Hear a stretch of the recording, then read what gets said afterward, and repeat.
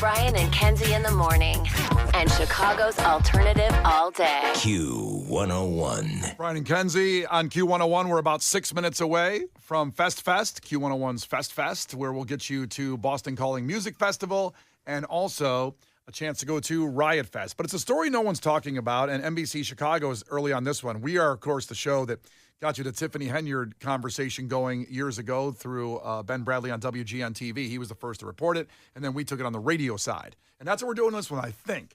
$400 million. $400 million wasted of tax money. And this comes from NBC. And let's get a little bit of the story to lay it out here. Kenzie, this involves a place where I believe you used to live, Block 37 downtown. Yeah. Yeah, it's a shopping area now. Yes. But what's going on under it? Let's go to the story from NBC Chicago to talk about this waste of taxpayer money that's epic. Far below the atrium offices in shopping mall, below the pedway underneath, beneath even the subways below. A sleek new superstation designed to whisk people on high-speed trains to Chicago's airports. But this is what it looks like today. A gigantic, unfinished, abandoned money pit. God, that sounds unbelievable.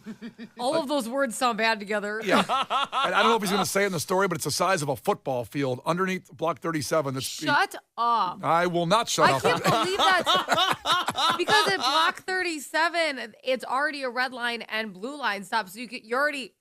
I can't believe there's something even more underground. That's insane. Yeah, there's already stops there, but not what they're about to describe, what it was supposed to be. Feel like you're in a cave that has been abandoned for eons. David Greising is president of the Better Government Association. As a journalist, he toured the structure, dubbed through the years as the Bat Cave, the Money Pit, or as NBC5 Investigates has described it, the superstation to nowhere.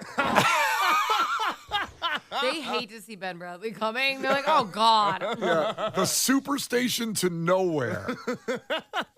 By the way, that band playing Riot Fest, they haven't announced yet. Very good. The story continues. The idea was sparked 20 years ago when the city approved construction of this building on a prime loop lot, which had remained vacant for decades. We, as journalists, get summoned to a press conference in the mega station that is in mothballs. Where they found a mega station in mothballs. Not good. Not a good look. Continues. Mothballs? Where they found two familiar faces. We're super excited to do what I think is going to be groundbreaking technology. Then Mayor Rahm Emanuel was determined to revive this literal hole in the ground, and Elon Musk responded. Musk had created the Boring Company, which uses... Funny name. It sounds like it lived up to it in creating this hole in the ground. How did Elon Musk get in this? So back then, of course, he was just a guy. Now you hear different things about him. But back then, of course, he was just the SpaceX guy. He was the Tesla guy. And he made his money through PayPal. He was the underground hole fixer? Like, how did he get involved? That's him now. Yeah. It feels like it was a lot more recent, but he was talking about these super trains around the country to fix our transportation problem. Yeah. Elon Musk was. We're talking about now 7, 8, 9 years ago at this point. Do you want me to do my whole train thing about how Europeans have these really high-tech, high-speed trains and America doesn't? I think you just did. Okay. You don't need to. Because I've been described as uppity when I've described that before. Their train system, their public transportation doesn't smell bad, which is unbelievable. I was comfortable sitting on a cloth seat on the train. They're so confident. They are so confident who lives like in London and Europe that they made the public transportation seats cloth. Imagine that. We would never in America. No, Case, was that your rant, the same rant? So mine was a little more uppity than that. Already your tone is uppity. The tone was, I think, what people took umbrage with when I talked about the European transportation system. I'm not taking sides here, but Kenzie sounded more real, and you sound uppity.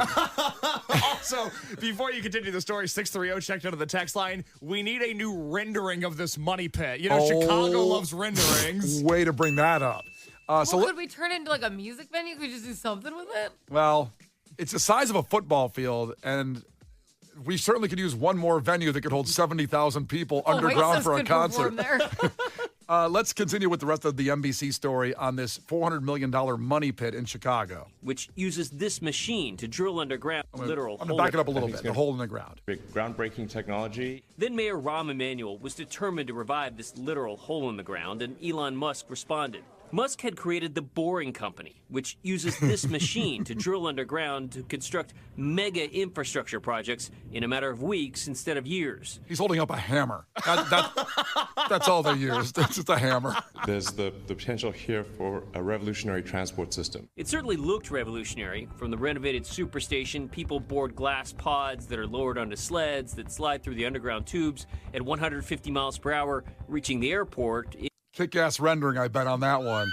Had to be. in just about 12 minutes. Getting from the city. Wait, I'm sorry. The time again on that, what they were projecting it would be. Sleds that slide through the underground tubes at 150 miles per hour, reaching the airport in just about 12 minutes. 12 minutes to O'Hare, going 150 miles an hour underground. That's awesome. They need to build that. How about it, Kenzie? What are we doing? Finish the hole. That's fantastic. Just FYI, we're $400 million in. And there's So finish it. You know, you've now, at least let us have the 12-minute train. You spent all this money. Wait, okay. It's a hole right now for $400 million. To finish the $150 million tubes, or 150 mile per hour tubes that will go to O'Hare, it must cost $8 trillion more. What else? Brian, they're not fixing the roads. They're pocketing all the money. They might as well give us a trade. What's the difference? I've already proven to be a math expert here on the show this morning. Oh, brother. I got to think, there's no way the money can come up to finish these tubes. Finish the tubes. I understand. If someone can do it for about $6,000, I'm in. But you're taking the over on 8 trillion? $8 trillion. $400 million just built the hole under Block 37 in downtown Chicago of taxpayer that's half money. the problem. It's hard to build a hole that's not already there. I could have dug that hole out for way cheaper. No, you couldn't. Listen, I got dad arms You here. can't even order balloons for me on time. Well, that's a fact. Shush. Different project. Yeah. Takes different skills. Okay. Digging doesn't take much thought. I could just dig a hole. Let's continue. You know how tired you'd be? I'd be pretty tired, but I get it done cheaper. This is the end of the story from NBC about this $400 million hole in the ground. And we're going to get in a second. I know we're at 8:01 here. We will get to the Q101 Fest for the chance to get Riot Fest and Boston Calling music trip. 12 minutes. Getting from the Again, city. I got to hear that again. Superstation, people board glass pods that are lowered onto sleds that slide through the underground tubes at 150 miles per hour, reaching the airport in just about 12 minutes. By the way, was this a 4-year-old's idea? We're going to have these tubes, man. Dad, what if we had this tube that went to the airport? I went 150 miles an hour. And if we do that, wouldn't that be badass, Dad? Wouldn't that be cool? That'd be sweet. I am so mad we don't have these tubes. I know. Kenzie, wait until you find out why we don't have them. So, I'm gonna. Okay, go ahead. calm down. Last 20 seconds of the story, and this is why we don't have those tubes running right now. Getting from the city to O'Hare is a race against time, and we're going to give commuters a leg up in that race. Musk promised he'd build it all in 3 to 4 years. He also vowed he wouldn't spend a single cent of public money. As it turned out, Mayor Emanuel's successors had no interest in the project, and Musk himself quickly moved on to other things, like buying Twitter and advising President Trump. While here in Chicago, the padlocks and mothballs are back in place, with no future in sight. So Rahm Emanuel, this was his baby. He gets voted out of office, or I think he decided not to run again. I can't remember on Rahm Emanuel. That feels like it was 7,000 years ago. Yeah. It was 8. I don't even know who that is. Rahm Emanuel? No. He was the mayor for a couple I times. don't remember that Well, at you all. lived here, I think. What year was that? We're talking 2018, Kenzie. It's not that long ago. I don't remember him. I know. He was like a big guy, like a big deal. The point I don't is, it was remember it. his baby. He started the project with Elon Musk. They dig the hole. New mayor comes in and goes, forget about that $400 million hole. Why build Which would have been Lightfoot. Right. That's Lori Lightfoot coming That in. bitch. I am so livid with her. Well, you certainly remember her. You Yes. just don't remember Rahm. How dare she stop my tunnel? Can you imagine if that existed today? I understand we got to do the Q101 Fest. I know we're there, but no one else is We talking can get about to this. O'Hare and back and do Fest in time. This is BS. You win the trip to Fest. You're at O'Hare in 12 minutes going, and how cool would it be to go 150 miles an hour in a tube? God. I'm just so pissed off. Me too. It's ridiculous, and that's why I brought it to the show today, to let you people know and understand where we're at, and no one else is talking I'm about DMing this. Lori Lightfoot right now. I do want to thank NBC5 Chicago for bringing the story to my attention, and I wanted to give them more light on that. NBC5, thank you so much, because finish the hole. But the over-under's but it's under over-under's $8 trillion on DraftKings. Just put that up there as a bet of this thing getting done. Somebody call Elon. What is he doing? He's out with his kids. The Brian and Kenzie Show. On Q101. Brian and Kenzie on Q101. Bean, text that to 312-591-8300 for your chance at a Boston Calling Music Festival trip and Riot Fest tickets. Bean, you have till 9 o'clock to do it, so if you're in heavy traffic, just hold on, just wait a minute and wait till you're stopped and go ahead and take care of it. It's Brian and Kenzie on Q101. Also, James in Palatine checked in and said, I just want that tube train to go to Palatine to downtown. I don't want to go to O'Hare with it, just get those tubes going. And he said he also would have helped me dig that out for under $400 million. That's good Palatine folk there. That's good people there. Now, tomorrow at this time, 8 o'clock, Case's movie review and Cinco de Mayo related. We did this a week ago. Kenzie was actually in Mexico on her vacation for her birthday. We discussed what movie he should do for Cinco de Mayo. What Mexican movie should he do? And a lot of discussion happened. We asked the Mexican contingent listeners of the show to chime in. And they said Blood In, Blood Out. Oh. And if you haven't seen that movie, it's a phenomenal movie. Not many people have seen it because, quote, when I look at the Wikipedia page, they couldn't sell the theme to white audiences. That checks out. And that's not Brian saying that. That's Wikipedia saying that. But out of context, someone's going to take that and put it somewhere. In fairness, he could have wrote it into Wikipedia. I did add that in there. Yeah. Benjamin Bratt is in that movie. It's a phenomenal movie, Blood In and Blood Out. But well, he better. I don't know what movie he's doing, but I know what he better be doing, because how dare you if he's not? Well, see, I said this was going to happen when you came back because you weren't here to defend Selena, I'm sure you're going to say. Yeah, of course. Anything for Selena. He has to watch Selena.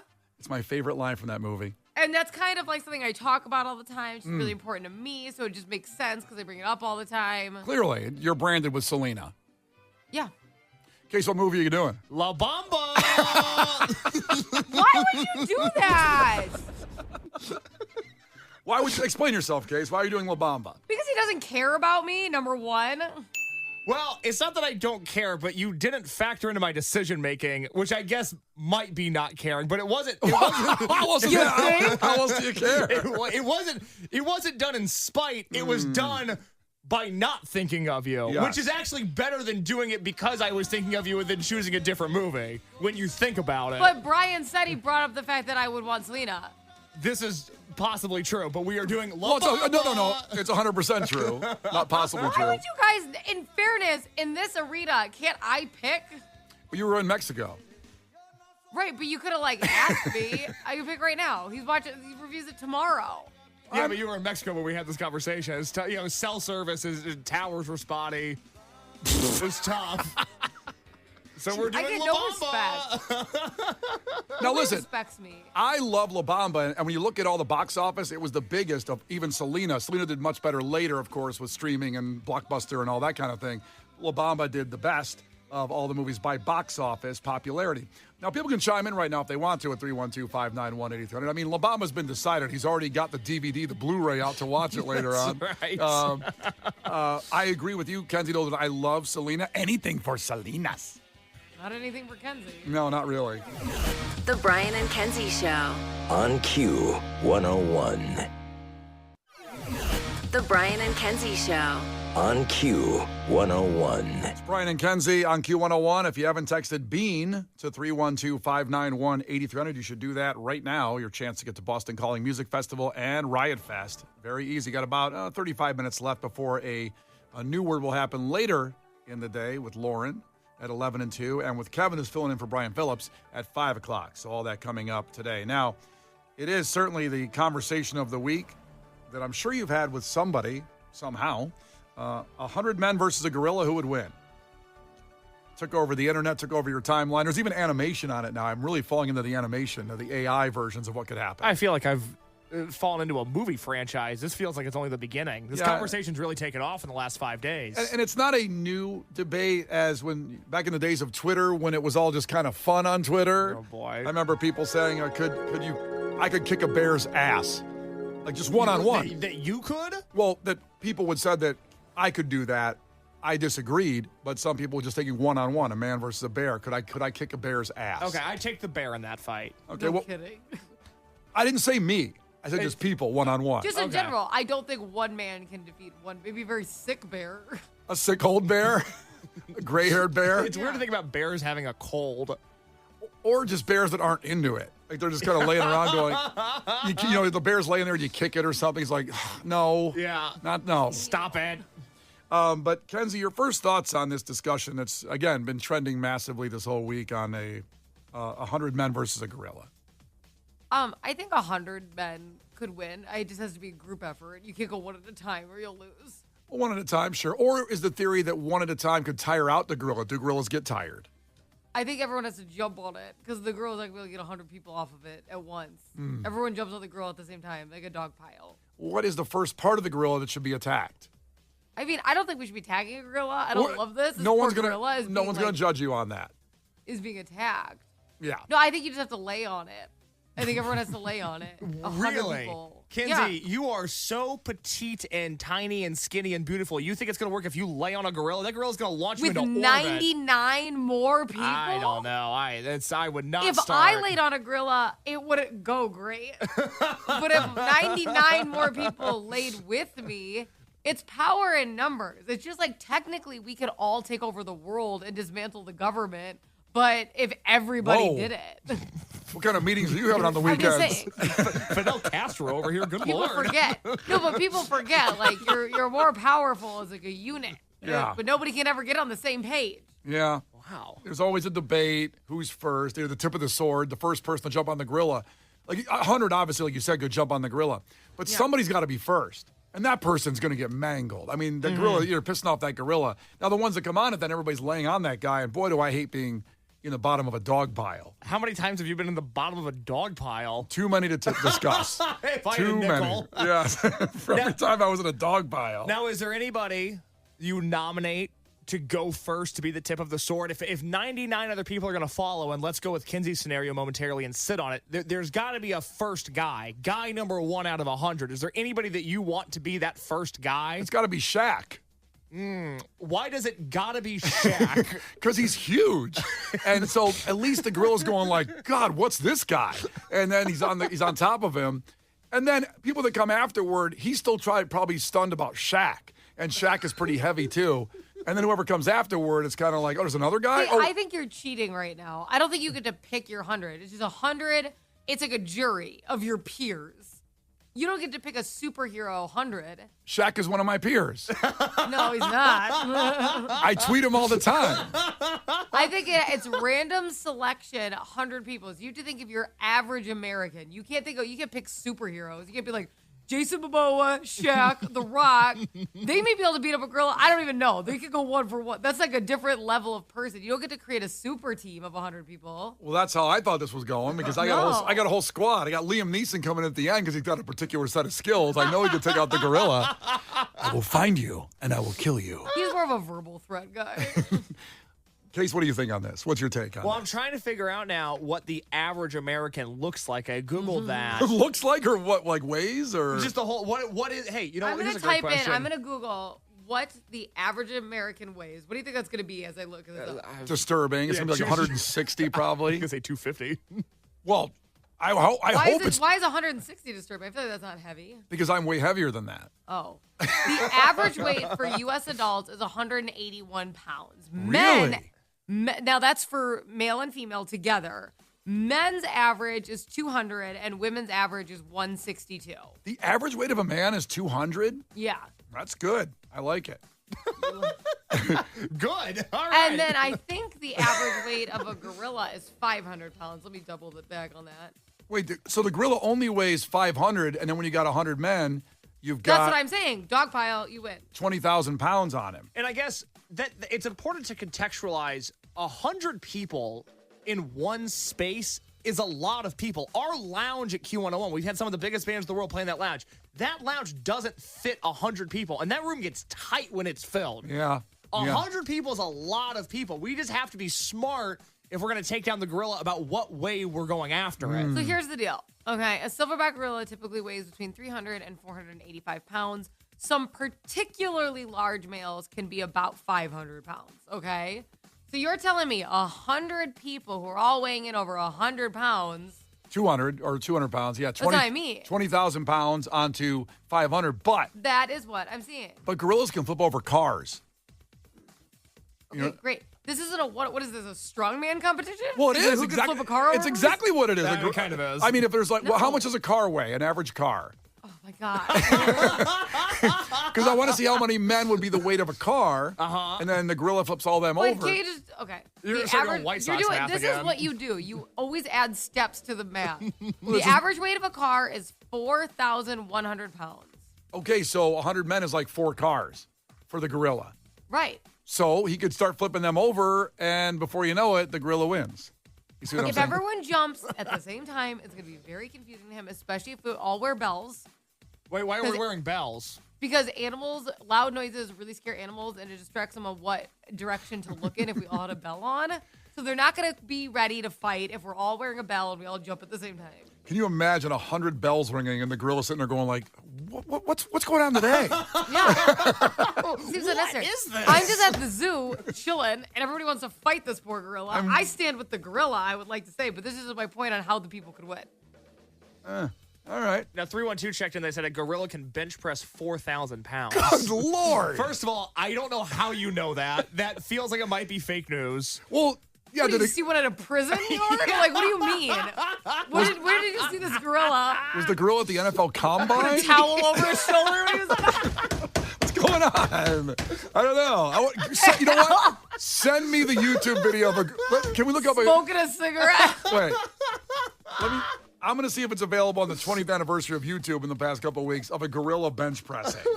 Gorilla Bench pressing. bench press. You know what? It already finishes spelling it. So somebody's clearly Googling this. What you got? Well, so far it's AI animated. Okay, I don't want that. I would need a grainy 240p video of a gorilla bench pressing. Yeah, it's not. It's these are all fake. So, sir, with all due respect, How dare you? well, you can chime in on us at 312-591-8300 because everybody is at this point the whole week. 100 men versus a gorilla. What do you think can do it? Now, it's very funny. John Mulaney on his Netflix show approached the subject a couple nights ago, and this is what he said on the conversation of 100 men versus a gorilla. As many of you know, there's currently a lot of online discourse about who would win in a fight between 100 men and a gorilla. It's prompted a debate in our writer's room about whether 3 14-year-old boys could beat up me, John Mulaney. So, on our final episode of the season, May 28th, the theme will be Teen Night. We will be talking about many teen issues, and I, John Mulaney, will square off in a very real fight against 3 14-year-old boys.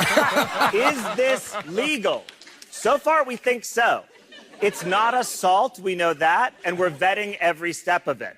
I've been led to believe that if it's for TV, it's a lawful practice. Now, to be clear, I want to be clear, this isn't going to be like a fun, funny fight. Like, it's going to be me fighting these children and them fighting me as hard as we can.